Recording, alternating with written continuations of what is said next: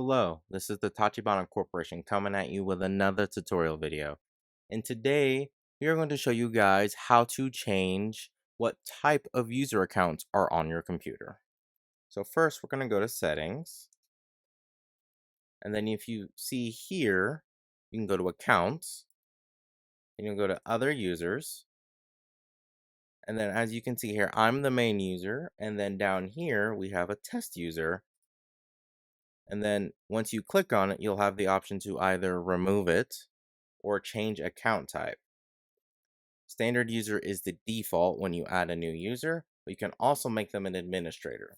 An administrator doesn't need permission to install software or delete certain system files or access other people's files. Whereas a standard user has to get an override from an administrative user. And this is how you change those types.